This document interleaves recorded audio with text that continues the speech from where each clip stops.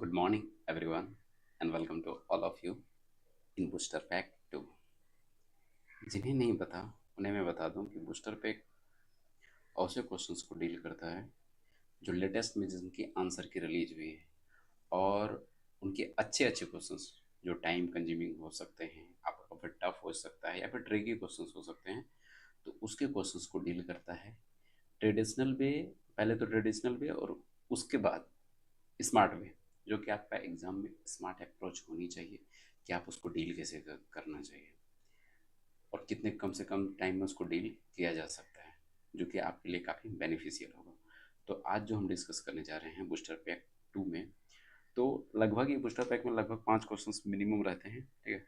तो आज भी मैंने जो क्वेश्चंस ऐड किए हैं अपने वीडियो में जिसको हम डिस्कशन करने जा रहे हैं, ये क्वेश्चंस ये हैं। पहला क्वेश्चंस ये एज वाले क्वेश्चंस हैं, इक्वेशन बेस्ड क्वेश्चंस हैं, ये आराम से हो जानी चाहिए, राइट। सेकंड क्वेश्चंस, इसमें थोड़ा सा हम कंसेप्ट बताएंगे क्योंकि मेन वैल्यू पर नहीं काम करना है, हमें हमें सिर्फ परसेंटेज पे काम करना है। तीसरा क्वेश्चंस ये कंपाउंड इंटरेस्ट का है, तो इसमें हमको सक्सेसिव के बारे में जानना है और थोड़ा सा इसमें कैलकुलेशन है, बस उसको कैलकुलेशन हम करके दिखलाएंगे। ये जो 4 नंबर का क्वेश्चन है ना, ये बिल्कुल लाजवाब क्वेश्चन है। जिसने ये बनाया बहुत अच्छी बात है, और कहाँ पर लैंग्वेज का खेल है उसको हम डिस्कशंस डेफिनेटली करने जा रहे हैं। और ये जो 5 नंबर का क्वेश्चन है, जिनसे ड्रॉ नहीं हुआ होगा ना, तो मैं इस बात की गारंटी देता हूँ कि ये क्वेश्चन उनसे नहीं हुआ होगा, राइट। क्योंकि इसमें सब खेल ड्रॉ करने का है कि ड्रॉ करना कैसे है, इसकी की पॉइंट क्या है। तो चलिए नेक्स्ट पेज पे हम आगे टोटल डिस्कशंस करते हैं। Okay okay, so question number 1 की हम बात करते हैं, राइट। तो इसके सॉल्यूशन से पहले हम क्वेश्चंस को पढ़ेंगे। ये क्वेश्चंस कहता है क्या है, Rahul's age is 3 times the age of his daughter, यानी राहुल की आयु उसके पुत्री की आयु की 3 गुनी है। तो राहुल है, इसको हम आर से डिनोट करेंगे, डॉटर को डी से डिनोट करेंगे, ठीक है। तो पुत्री की आयु की 3 गुनी है, मैंने पुत्री की आयु को लेट कर लिया वाई ईयर्स, वाई लिख देना है सिर्फ, और राहुल का हो जाएगा, सॉरी, तो राहुल की एज कितना हो जाएगा 3 ईयर्स, ओके। अब से 8 वर्ष बाद उसकी आयु उसकी पुत्री की आयु की 2 गुनी से 5 वर्ष, देखो ध्यान से समझो, आफ्टर 8 ईयर्स। तो आफ्टर 8 ईयर्स के बाद जो राहुल का एज होगा 3y+8 होगा। सिर्फ हम अभी 8 ईयर्स की बात कर रहे हैं कि 8 साल के बाद क्या होगा, तो डॉटर का भी तो एज 8 साल बढ़ जाएगा। ऐसा तो नहीं है ना कि पिता का एज बढ़ रहा है डॉटर का एज उतना ही रह गया, ऐसा तो नहीं है, ओके। तो after 8 years from now his age will be 5 years more than twice the age of his daughter. English language इसमें ज़्यादा हेल्प करता है, खास करके एज वाले क्वेश्चंस में। ऐसे भी नॉर्मली इंग्लिश ही ज़्यादा हेल्प करता है, फिर भी यदि आप हिंदी के हो तो थोड़ा सा दिक्कत होता है, लेकिन ज़्यादा दिक्कत नहीं। तो twice the age of his daughter, इसका मतलब है कि 8 साल के बाद जो डॉटर का एज है, तो पहले तो 2 गुना होगा क्योंकि ट्वाइस लिखा है, उसके बाद क्या लिखा था, his age will be 5 years more then, यानी यानी 5 ईयर्स यहाँ पर हम ऐड करेंगे। हिंदी में भी देख सकते हैं कि राहुल की आयु उसके पुत्री की आयु की 3 गुनी है, तो मैंने डॉटर का कितना माना, पुत्री का y, तो राहुल का 3y। अब से 8 वर्ष बाद मतलब 8 वर्ष बाद तो 3y+8 हो जाएगा, तो पुत्री का भी y+8 हो जाएगा। लेकिन ये बोलता है कि राहुल का जो एज होगा पुत्री का आयु 2 गुना के 5 वर्ष अधिक, यानी 2 × y+8, डॉटर के एज को पहले 2 गुना करना है और 5 वर्ष और ऐड करना है, तब राहुल के एज के बराबर होगा, राइट। अब इसको हम सोल्यूशन कर देते हैं, आपको भी पता है 3y+8, और यहाँ पर हो जाएगा 2y+16+5, तो 3y 2y माइनस, इधर आके माइनस हो जाएगा y, और 16×5 = 21, 21 में 8 चला जाएगा तो आ जाएगा 13, ठीक है। तो y की वैल्यू कितना हो जाएगी 13 ईयर्स। लेकिन पूछा है कितना, राहुल का एज पूछा ना, तो राहुल का एज कितना हो जाएगा 3y, और 3y की वैल्यू कितना है 39, और ये आपका आंसर है। लेकिन रेलवे अपना आंसर की में रेलवे अपनी आंसर की में ये मराया है, जो कि डेफिनेटली गलत है। चलो इसको वेरीफाई कर लेते हैं, हो सकता है हम ही गलत हो। इसको वेरीफाई कर लेते हैं। ये आपका राहुल है, ये आपका डाउटर है, ये 13 है और ये 39 है। 8 साल के बाद राहुल का एज हो जाएगा 47, और 8 साल के बाद डाउटर की एज हो जाएगी 21। ठीक है, यही बोला था ना, ये बोला था कि डाउटर के एज के 2 गुने से, डाउटर के एज के 2 गुने से 5 वर्ष अधिक है। यही क्वेश्चन सेट किया ना, तो यहाँ पर तो 47 का ये राहुल का तो आ ही रहा है। सॉरी, थोड़ा सा वेट करेंगे आप।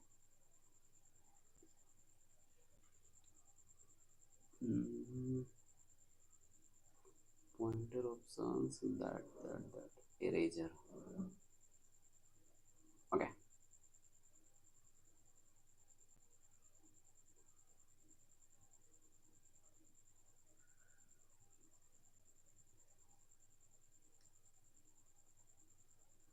Pointer options that is pen. Okay, तो 47 यहाँ पर है।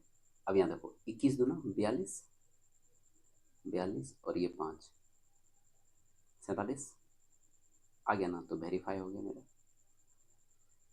वेरीफाइड। इसलिए आंसर 39 ही होगा, आंसर 39 ही होगा राहुल की वर्तमान एज।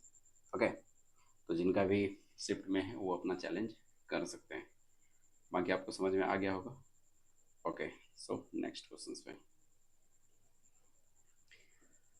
ओके, नेक्स्ट क्वेश्चन, यानी 2 नंबर के क्वेश्चन की हम बात कर रहे हैं।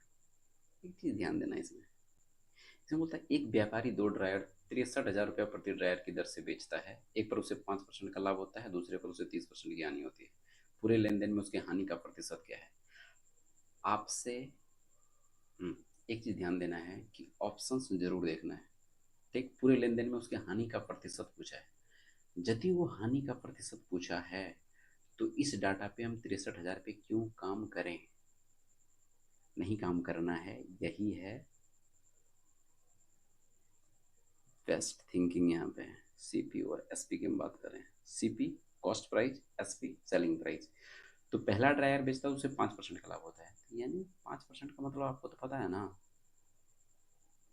5% का मतलब होता है 5% का मतलब होता है 1/20, यानी कोई 20 रुपये का चीज़ 21 में बिक रहा है।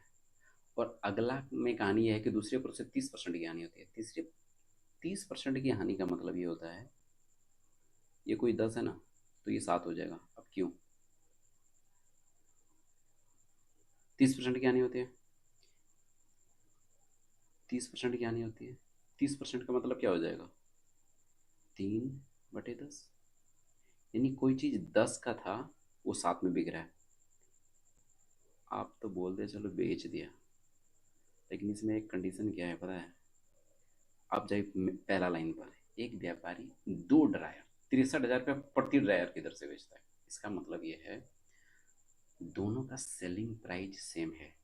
क्या मेरा जो पहला कंडीशन है इसमें सेलिंग प्राइस मेरा 21 यूनिट है, लेकिन नीचे में 7 यूनिट है, तो सेलिंग प्राइस तो सेम नहीं है। हम करेंगे सेलिंग प्राइस को सेम, तो यहाँ पर हो जाएगा 30 और यहाँ पर हो जाएगा 21। एग्जाम्स में जैसे जैसे करना वो मैं कर रहा हूँ, तो इस इक्वेशन से अभी हमको कोई काम नहीं है। और इसको काट इसलिए दिए ताकि हम गलती से उसको ना जोड़ लें और गलत आंसर तक ना पहुँच जाए। ठीक है, तो टोटल जो मेरा कॉस्ट प्राइस हो रहा है वो हो रहा है 50, 20 और 30 50। और यहाँ पर जो टोटल सेलिंग प्राइस हो रहा है ये हो रहा है 42। ठीक है, अब 50 रुपये का कोई भी चीज़ है यदि उसको 42 रुपये में बेच रहा है, कितना 8 रुपये का लॉस हो रहा है। 8 रुपये का लॉस है 50 रुपये में, तो 100 रुपये में कितना का लॉस होगा? 16 रुपये का। तो परसेंटेज कितना आ जाएगा? 16% लॉस। 16% लॉस। जिन्हें नहीं समझ आया वो ऐसा करो, हानि गुना 100, और करेमूल कितना है? 50 है ना, तो 50 को 2 बार में कटा देंगे तो ये आ जाएगा 16% आंसर। ओके, यानी option number 4, right. So next, compound interest और सिंपल इंटरेस्ट का डिफरेंस इसने पूछ रखा है। तो डिफरेंस तो इजी वाली चीज़ है कि चलो अच्छा, जो आपको फॉर्मेट है याद है, यदि आप वहाँ से नहीं बनाना चाहते हैं, फार्मूला याद नहीं है, तो कोई नहीं, एक काम करो, मान लो क्या है, वही सवाल है कि 16% है, 16% है। यदि आपको 2 वर्ष का बोलेंगे सिंपल इंटरेस्ट निकालने, तब क्या बोलेंगे सर कि जो भी अमाउंट है ना उसका 32% निकाल दो, वो हो जाएगा 2 साल का सिंपल इंटरेस्ट। लेकिन यदि यही बोलते हैं कंपाउंड इंटरेस्ट, क्या होगा? ये तो सिंपल इंटरेस्ट हो जाएगा ना, ऐसा ही। लेकिन यदि हम कंपाउंड इंटरेस्ट की बात करें, कुछ याद है कि आपको कुछ ना कुछ ऐड करना होता था। क्या ऐड करना होगा? मान लो कि देखो 16% तो पहला ईयर का कोई दिक्कत नहीं है, दूसरे वर्ष का भी 16% कोई दिक्कत नहीं है, लेकिन कंपाउंड इंटरेस्ट उसे बोलते हैं ना जो ब्याज के ऊपर ब्याज लगता है। यानी पहले साल का जो 16% होगा उस पर फिर से 16% ब्याज लग जाएगा, और बटे 100 करते थे। तो मेरे पास ये जो डेटा है ना, ये वाला, ये आ जाता है 32 प्लस 16,256, 100 से डिवाइड करेंगे तो 2.56 आ जाएगा। तो यानी हो जाएगा 34.56%, 34.56%। और ये डिफरेंस पूछ रखा है। लेकिन आपको देखो इतना नहीं करना है एग्जाम्स में। एग्जाम्स में सिर्फ आपको ये करना चाहिए था कि 16% तो 32%, 32 ये आएगा ही आएगा, लेकिन जो मेरा एक्स्ट्रा आ रहा है, वो एक्स्ट्रा क्या आ रहा है? वो एक्स्ट्रा ये आ रहा है 2.56%।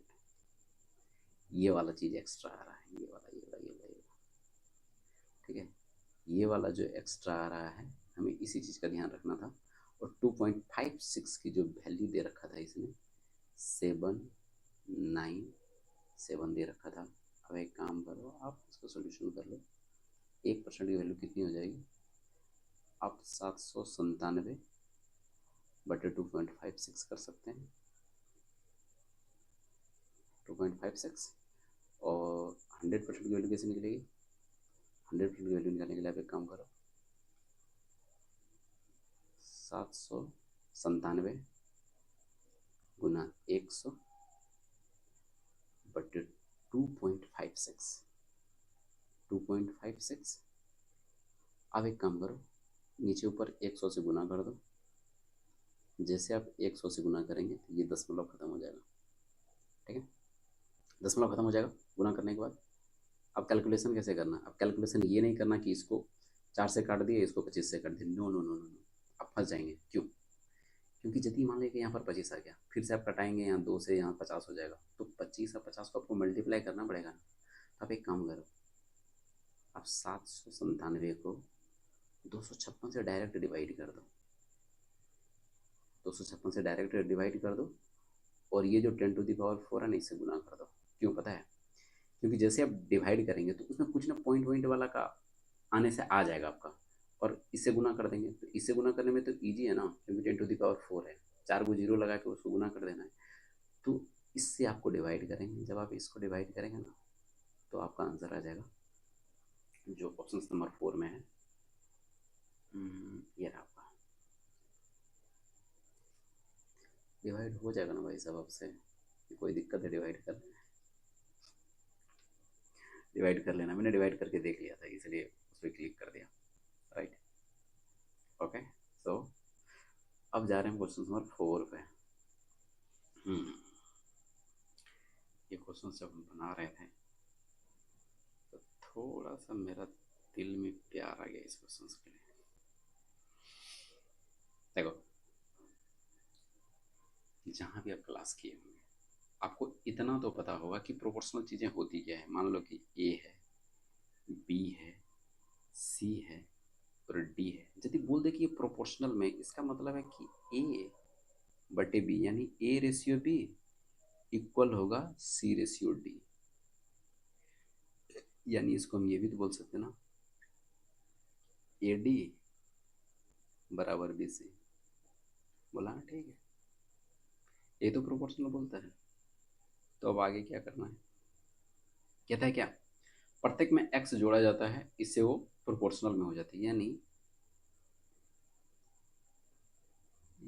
30 प्लस एक्स बटे 15 प्लस एक्स।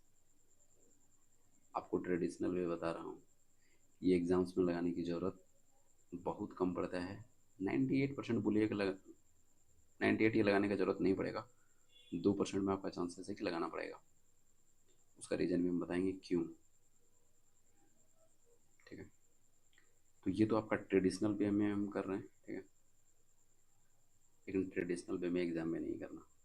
लेकिन ये सीख लो इसलिए क्योंकि जब एग्जामिनर को टफ क्वेश्चन बनाना होगा तो आपको जो मैं बताने जा रहा हूँ वो काम नहीं आएगा। क्योंकि जो हमारे गुरुदेव हैं, जो मैंने जहाँ से मैथ पढ़ी है, तो वो बहुत मस्त वे में बताए हैं और बहुत अच्छा लगता है उसको अप्लाई करने में।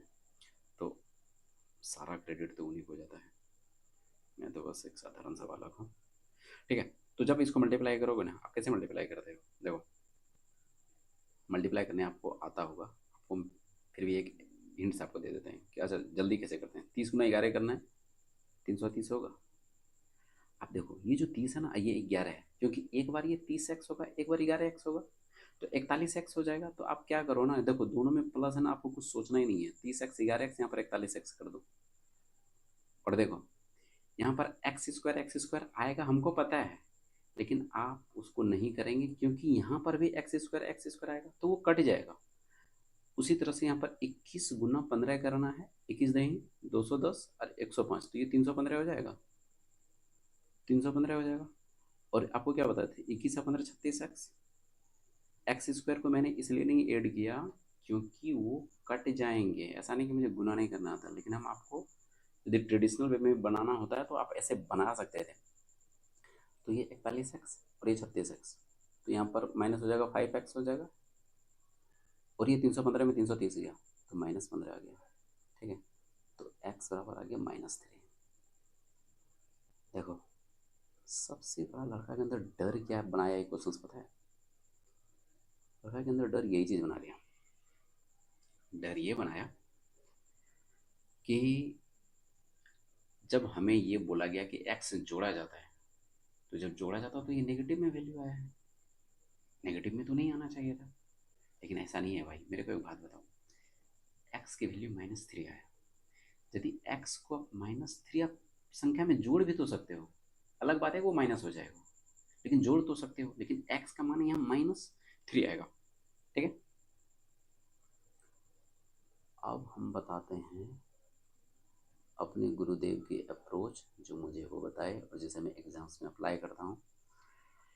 उनका मेथड ये है, अच्छा उनको डेडिकेट करेंगे कभी, अभी तो हम बच्चे हैं। देखो क्या करना है आपको, ये 30 है ना, 30 ले लो, ये बटे कितना करना, 15 कर लो। आगे क्या है, 21 है, ये 21 कर लो और ये 11 कर लो। ठीक है, 30 और 21 के बीच का डिफरेंस कितना है, 9 है। और 15 11 के बीच का डिफरेंस कितना है, 4 है। अब देखो ये जो डिफरेंस है, अब डिफरेंस हो गया। अब 9 और 4 के बीच का डिफरेंस कितना है, 5 का, ये 5 का डिफरेंस है मेरे भाई। और इसका कंपेरिजन आप इससे करो। ठीक है, तो यहाँ पर 15 का डिफरेंस है, यहाँ पर 15 का डिफरेंस है, यहाँ पर 5 का डिफरेंस है। नहीं, आपको डिफरेंस बराबर करना पड़ेगा। तो डिफरेंस बराबर करने के लिए आप क्या करें, ये 15 है, ये 5 है। यदि ये 5 को 15 बनाना है तो 3 से गुना करना पड़ेगा, यानी ये 9 तिया 27 और ये 4 तिया 12। ठीक है, अब 27 12, ये 15 का डिफरेंस, यहाँ पे 15 का डिफरेंस अब हो गया। अब इसका कंपैरिजन आप इससे करो, जब इसका कंपेरिजन इससे करेंगे ना तो 30 में 27, 30 से 27 हो रहा है कोई संख्या, तो यानी -3 हो रहा है। ठीक है, 15 से 12 कोई हो रहा है तो यहाँ भी -3 हो रहा है, दोनों सेम ही आएगा, इसलिए x बराबर -3 आ जाएगा। 5-6 सवाल आप ऐसे बनाएंगे, आपको ये समझ में आ जाएगा। ध्यान से समझना है कि कैसे डिफरेंस करना है, और कुछ नहीं है इसमें। तो अब ये क्या बोलता है कि 6x यानी ये वाला, इस पर हमको काम करना है ना। 6x -18, और ये क्या है, y है। बोला ना, ठीक है यार, कोई बात नहीं। आगे क्या है, ये y है, और नीचे में क्या है, 3x-9, 3x-9, 3x की वैल्यू कितना हो जाएगा, -9, -9 और -9 कितना हो जाएगा, -18। तो y² की वैल्यू हो जाएगी 18 गुना 18, तो y की वैल्यू हो जाएगी 18, जो कि आपका आंसर है। देखो 18 ये आपका आंसर है, ऑप्शन नंबर 1। ठीक है, फिर से मैं बता देता हूँ, ये टेक्निक मेरी नहीं है, ये मैंने अपने गुरुदेव से सीखा है। मैं डेडिकेट करूँगा जब गुरु जयंती, गुरु पूर्णिमा आता है ना, उस टाइम। So thank you. अब जा रहे हैं हम नेक्स्ट क्वेश्चन पे काम कर रहे हैं, यानी 5 नंबर पे। ओके, सबसे ज़्यादा मज़ा हमको इसी सवाल पे लगा कि रेलवे में क्वाड्रिलेटरल के सवाल इतने अच्छे पूछने को बिलीव नहीं था कि इतना अच्छे पूछ सकते हैं। लेकिन इसने पूछा, देखो क्वाड्रिलेटरल दे रखा है आपको, और आपको इसका एरिया निकालना है। तो इसमें जो सबसे मोस्ट इम्पोर्टेंट चीज़ आपको देखना है ना, ये डाटा दे क्या रखा है, ये डाटा क्यों क्या दे रखा है, क्योंकि फार्मूला आपका काम करेगा नहीं। देखो 8 दे रखा है, 17 दे रखा है, 9 दे रखा है, 12 दे रखा है, 15 दे रखा है। ठीक है, आप एक बात जानते हो, दो ट्राइंगल को आप यदि मर्ज कर देंगे ना तो वो क्वाड्रिलेटरल बन जाता है। तो ठीक है, कुछ तो हमको दिख रहा है, कुछ जो दिख रहा है वो क्या है, वो ये है कि राइट एंगल ट्राइंगल को हमको ड्रॉ करना है। अब राइट एंगल ट्राइंगल, दो राइट एंगल ड्रॉ, दो सॉरी दो राइट एंगल ट्राइंगल आप बना लेंगे, मतलब समकोण त्रिभुज दो ठो बना लेंगे, सिंपल सा बात है। और उसको ना दोनों को मर्ज कर देंगे। देखो जब इसका देखना यार, अभी तो आंसर क्या आया है इसका, अभी तो टाइम है कि और क्या क्या आता है। तो AC 15 आपको दे रखा है, बोला ठीक है। अब हमको चाहिए 12 और 9। ठीक है, यदि हम यहाँ पर D रख दें, ठीक है, तो CD9 मेरा ऑप्शन में है, मेरा है सवाल में, और AD 12 होना चाहिए, जो कि मैच कर गया हमको। ठीक है, अब हम दूसरा ट्राइंगल ड्रॉ करते हैं। ये भी ये भी एक समकोण त्रिभुज ही होगा, क्योंकि जब उसने सिर्फ डेटा दे रखा तो कहीं ना कुछ तो लूप दिया होगा ना भाई। ऐसा तो नहीं है ना कि वो, थोड़ा इसको मिटाते हैं, अच्छे से ड्रॉ नहीं होगा। अब थोड़ा सा वेट करेंगे।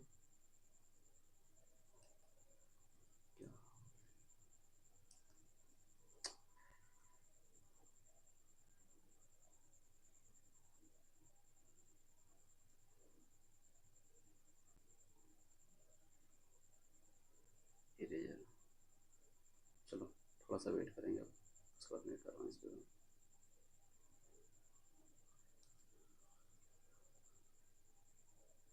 तो पेन पे आते हैं, हाँ। तो एक समकोण त्रिभुज और हमको ड्रॉ करना है, यदि हिंदी में सीधा बोलें समकोण त्रिभुज सीधा, कोई लफड़ाबाजी नहीं। ठीक है, तो AB इसने 17 दे रखा है, AB 17 दे रखा है भाई, याद है 15, 8, 17। हाँ ठीक है यार, कोई दिक्कत नहीं। BC 8 दे रखा है इसने, BC 8 दे रखा है, तो यदि ये 8 दे रखा है तो ये तो ऑलरेडी 15 हो जाएगा ना भाई। हाँ ठीक है, 15 तो हो गया। अब क्या करना है, आपके पास दो समकोण त्रिभुज बन गया, और वेरीफाई भी कर गया। AC15 है, दोनों में AC15 है। AD12 है, AD12 यहाँ पर भी है। BC8 है, वो भी मैच कर गया। और CD9 है, वो भी मैच कर गया। अब हम इस दोनों समकोण त्रिभुज को मर्ज करके बनाएंगे क्वाड्रिलेटरल, जो कि आपको आने वाला है मजा। तो हम सेकेंड वाला क्वाड्रिलेटरल को पहले ड्रॉ करते हैं। सेकेंड वाला क्वाड्रिलेटरल को हम पहले ड्रॉ करते हैं मेरे भाई। यानी ये A, ये C और ये B। तो ये A17 है और BC8 है और ये 15 है। अब एक बात बताओ, ये यहाँ पर 15, तो ये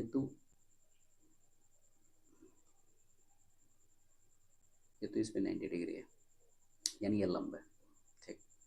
लेकिन यहाँ पर AC जो है वो तो आपका कर्ण है।